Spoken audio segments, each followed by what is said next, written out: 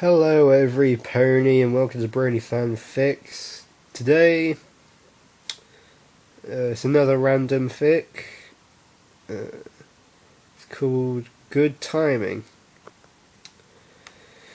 by Silver Cloud. It's about Big Macintosh. So, yeah. Let's get on with it then. Big Macintosh! The huge red stallion looked over from his bucking to see his sister and her blue Pegasus friend, Rainbow Flash, standing together under a tree. Me and Rainbow Dash are going into the village. We gotta, do stuff. Flash, Dash, whatever. It wasn't important. He didn't particularly care what his sister chose to do in her spare time, or who. You okay to handle the bucking till I get back? Yup. And you know apple blooms over at Rarity's today? Yep. Perfect. He would be alone at last, free to do as he willed without fear of interruption or discovery. It was as if Celestia herself had presented him with this opportunity, and he intended to make the most of it. Well, okay then. I guess I'll see you later then, big brother. Big Mac didn't feel it necessary to grace that with a reply. Instead, he returned to pounding the trees around him with his powerful rear legs. Each one he struck quivered and dropped its load of precious apples into the waiting baskets below, which he then picked up and tossed carefully into the already half-full cart. As soon as the two mares had disappeared from sight, he paused, cocked his head, and listened. Nothing but the sound of the wind through the trees. Definitely no hiding fillies. He grinned deviously and hitched himself up to the apple cart. He wouldn't normally allow so many trees to be left unbucked, but he'd be able to catch up later. He'd make the time to do it. Arriving at the farmhouse, he unbuckled the load from behind him and left it where it stood outside the front door. He'd come back for it sooner or later. Instead of heading indoors, he made his way over to the second barn, the one that had only been built in the last year. As he entered, he cast a furtive glance over his shoulder. No pony there. Good. This was something that he wasn't ready for Ponyville to see. Maybe one day he'd be comfortable with showing it publicly. But probably not, and certainly not any time soon. This was going to be the first time he'd tried it properly anyway. And besides, they probably wouldn't understand even if he tried to explain it. Big Mac gently shut the barn door and cantered over to the haystack in the corner. Looking around himself again, still no pony there. Satisfied, he began to tap along the wall, knocking slightly until he heard a soft chink. The sound of a horseshoe hitting metal. He laid his hoof flat against the sky section, cunningly made to look just like the rest of the wooden wall, and pushed. Suddenly, with a melodramatic hiss that could have almost inspired a cackle of diabolical laughter, the floor shifted as the hidden doorway to Big Macintosh's secret lair swung up, allowing him entrance.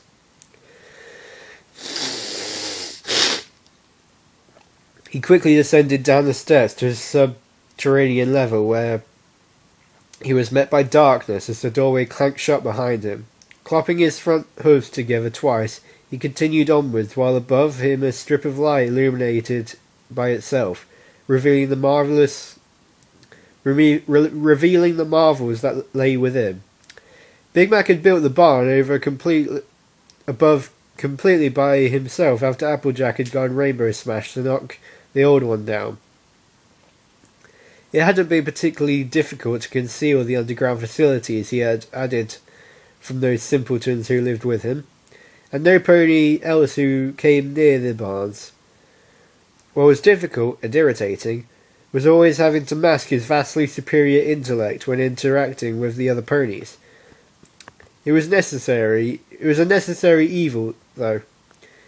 It just wouldn't do for them to know that one as knowledgeable as he walked amongst them.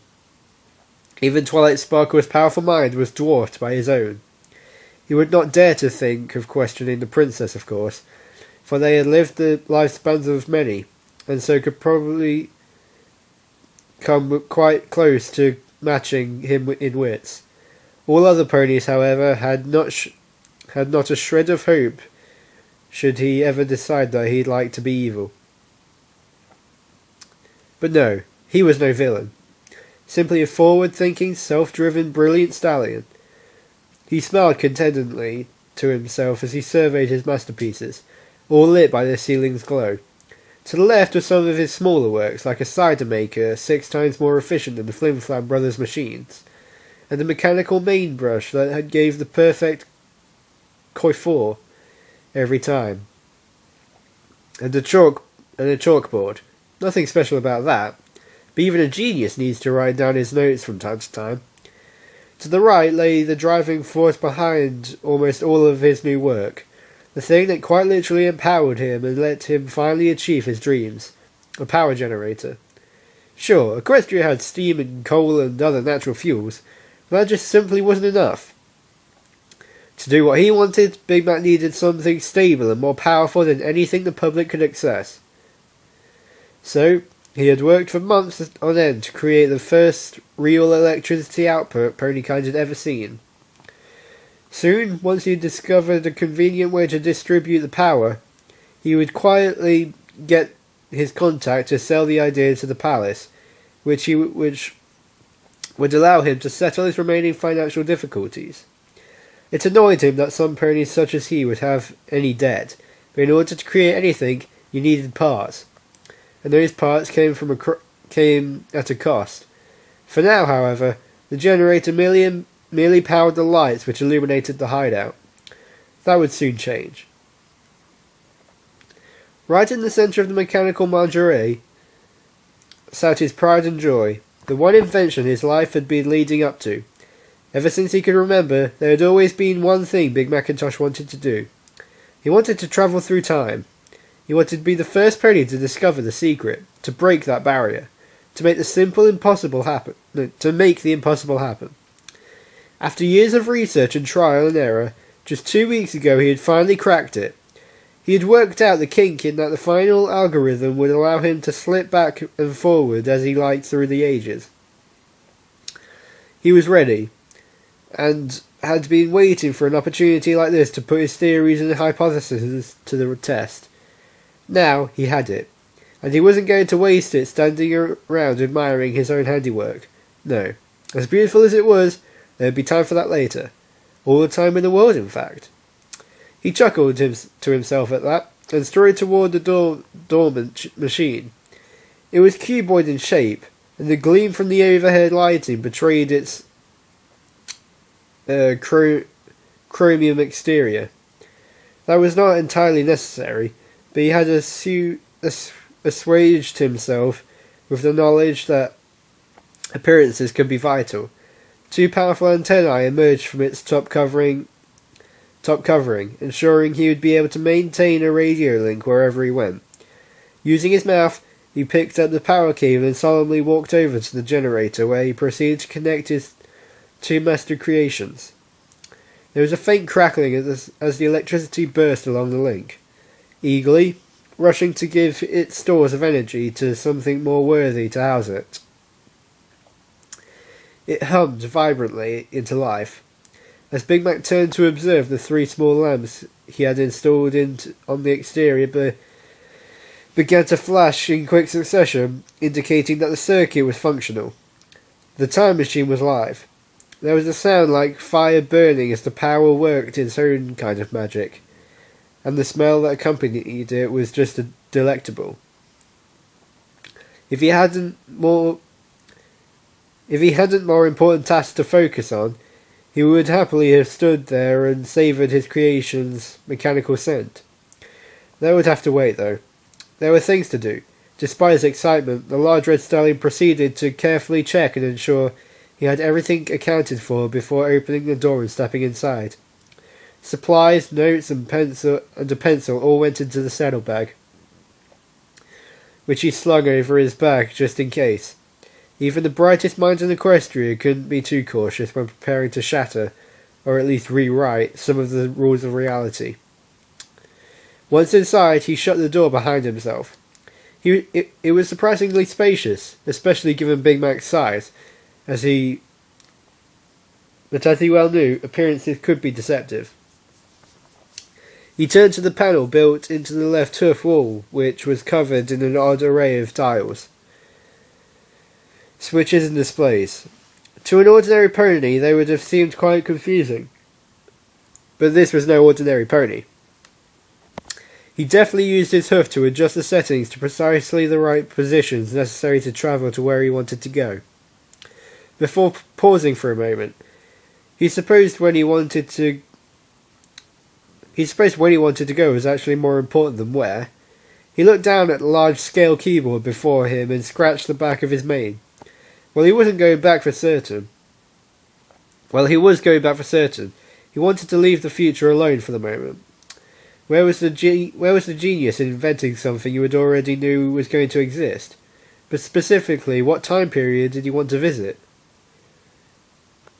Did he want to see famous composers like J.S. Bairbatch?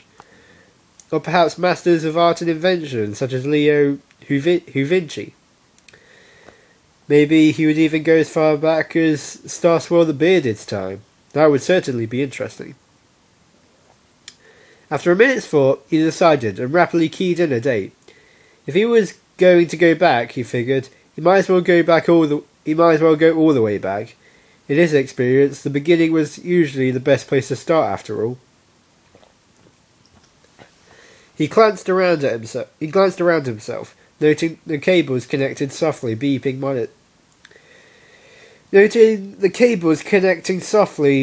monitors to the main processor, and the large store of hay crackers he knew he would doubtlessly require while time travelling.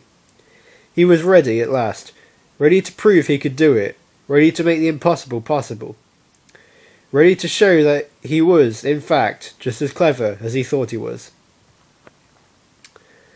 Without more than a quarter of a second's hesitation, he slammed his larger-than-average hoof into the shiny golden button protruding the wall beside him. He then quickly grabbed onto the hoof rail he had built as the machine began to shake more violently. There was a noise like some pony drawing a saw through cabbages, and the light seemed to dim and twist a little. Not sure how that was even possible, Big Mac reached his nose into his saddlebag and pulled out his large pair of goggles, the same he used when it came to making cider. He smoothly slid them over his eyes, just to be safe from more distortion to the light waves in the air around him. The vibration continued to increase, its frequency already into extremely uncomfortable levels. The stallion clenched his jaw and felt his massive brain rattling around inside his skull. The whine being emitted from seemingly everywhere was also simultaneously raising and dropping in pitch, causing incredible pressure between his ears. The intensity of the sensations assaulting his senses were almost enough to overwhelm him, but Big Macintosh stood strong. He would pay any price to witness the realization of his dreams. Abruptly, all fell silent. The machine gave one shudder before finally growing still. After about a minute, Big Mac eventually unwrapped his hoofs from around the rails where he had locked them in place. He hadn't expected the journey to be quite so volatile, but no matter. The important thing was, had it worked? Slowly, very slowly, he crept to the exit, taking a deep breath. He cautiously pulled back the catch and allowed the door to simply swing open. The sight that greeted him slapped him in the face, and his jaw dropped. It was perfect. Everything he had hoped for. As for the stallion, as far as the stallion could tell, he was still roughly in the same place he had left. The hill he was perched upon looked vaguely similar to the one his barn was built atop. But everything else, it was also fantastically different. All around were giant trees and plants, most of which were at least twice as tall as the farmhouse. with huge leaves which hung with like tents from the boats above. He spotted a daisy the same height as himself, and his mouth watered, but he shook his head to clear it. He needed to be in control right now. There was simply too much to see to be getting distracted already. Big Macintosh carefully cantered out of the time machine, releasing the breath he had forgotten he was holding. It was just so indescribably brilliant.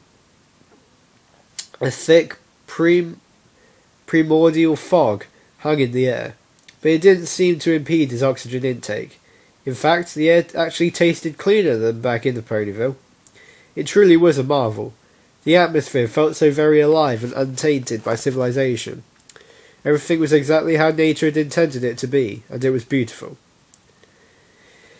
He began to make his way down the slope, eager to see what other wonders lay further afield. He cast his gaze about him as he trotted, trying to take everything in.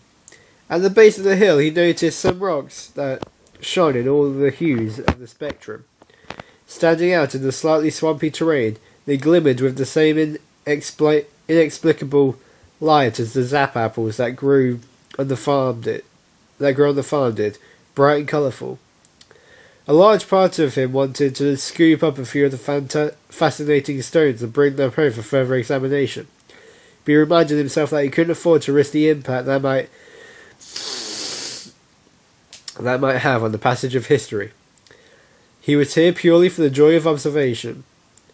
Suddenly, a muffled but loud thudding sound broke the natural silence of the place.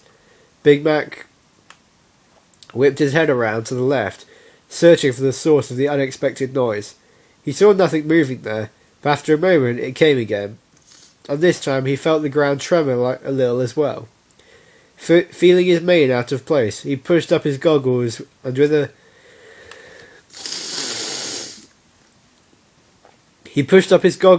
hoof and looked back the way he came. Nothing there either.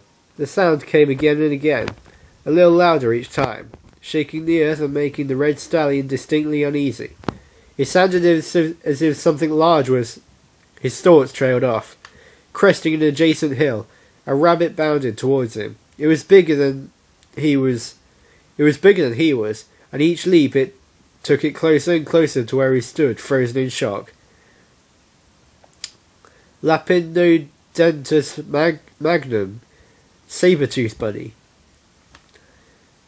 A gleam from the weak sun reflected off the shiny tusk protruding from its maw, and something clicked in his mind. Spinning, he took off, galloping away from the prehistoric beast. Fortunately, it was not particularly swift due to its size, nor was it very intelligent. After a few minutes' sprint, he slowed to a panting canter, and then to a trot, as he could no longer hear its pounding steps hitting the ground. He finally halted to catch his breath and regain his bearings. It would not do for him to be injured or eaten during his exertion. Looking about himself, Big Mac realised he had gone further than he had thought. He was almost all the way to where the centre of the village would be in the present day. He wouldn't get lost though, as he had a strong sense of direction, and he knew the land well, even if it looked pretty different right now, as if he needed an example. Something caught his eye, and he frowned. Over to his right, there was a small cliff he didn't recognise at all. With a few caves dotted alongside its base, he knew it was not still there in his own time, because that was exactly where Miss Sparkle's library was situated. This was somewhat confusing. An entire rock face like this couldn't disappear completely through natural causes alone. Something else must have happened to remove it so completely. Perhaps an earthquake? This wasn't an area that was prone to those, though. It bothered him, but he had to let it go. He wasn't going to find out what had happened until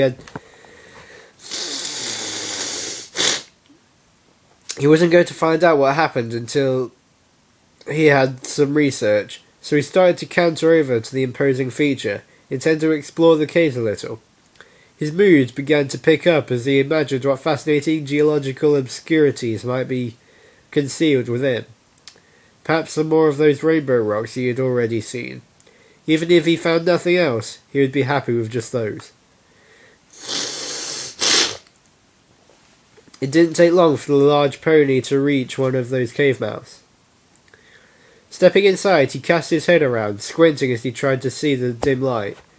The back wall was completely shrouded in darkness, and he couldn't make out how far back the cave went.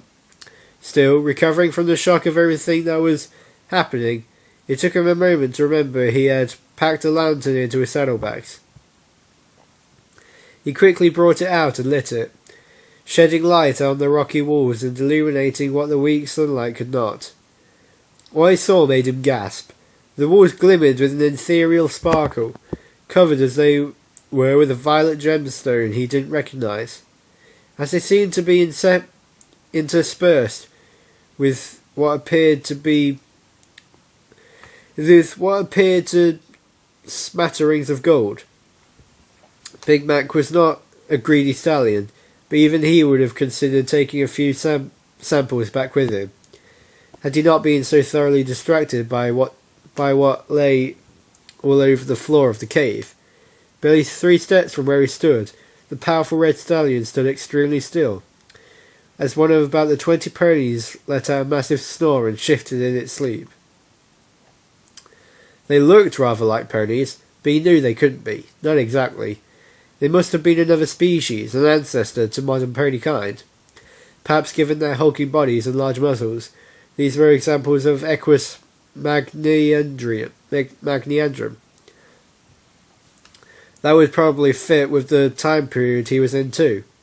The scholar within him was getting extremely excited at having the chance to observe these prehistoric ponies, but the rest of him kept him paralysed from fear of waking them. Big Mac was a tough stallion to beat physically, but he didn't want to take the chance against this group of ancient creatures who looked at least as muscular as he, if not more so. After a few minutes' mental deliberations,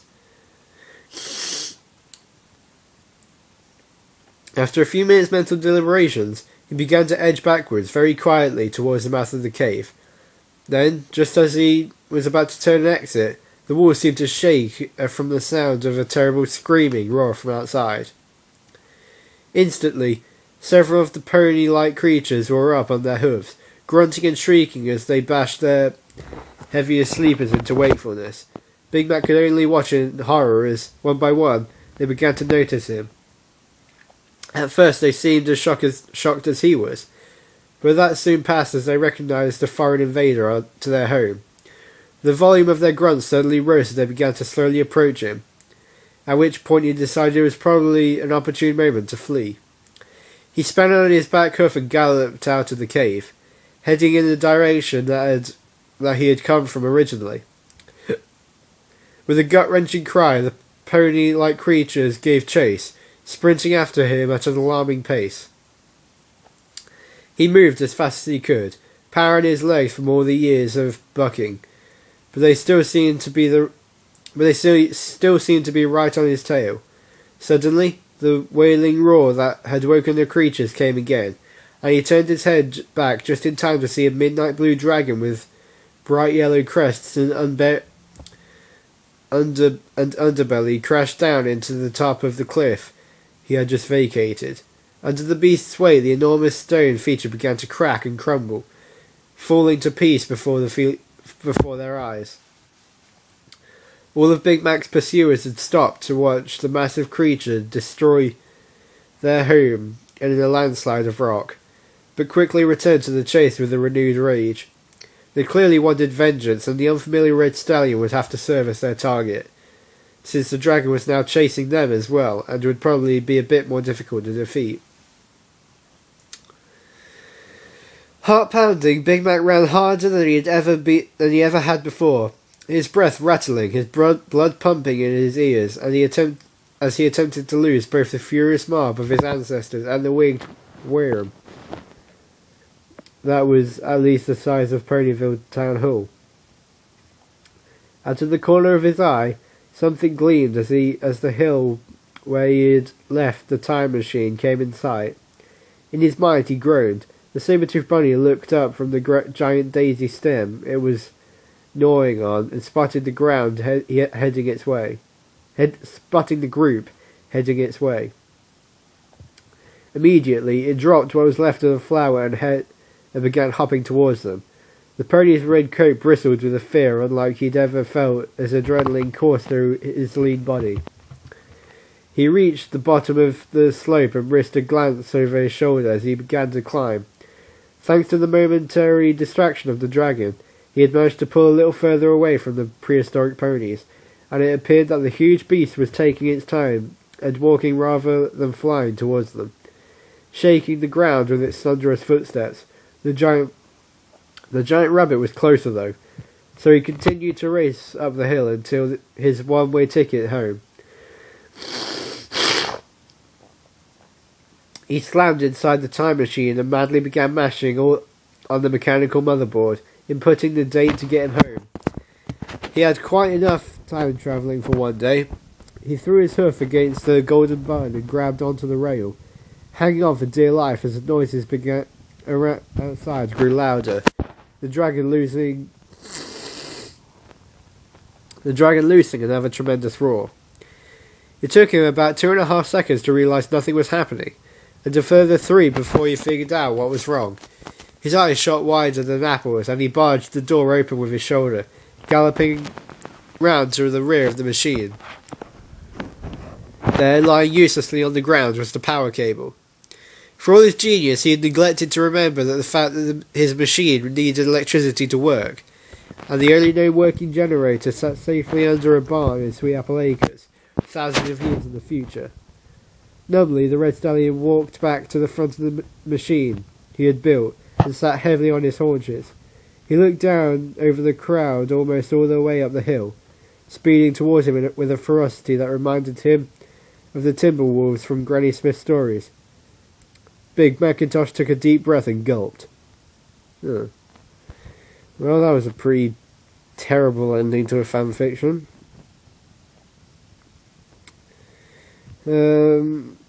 Yeah, it was okay, I suppose.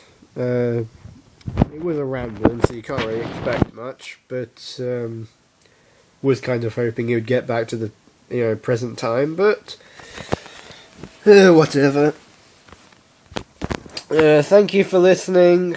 I still don't feel well. Hopefully by next week everything should be fine again. Keep on spreading the magic of friendship, and I'll see you next time.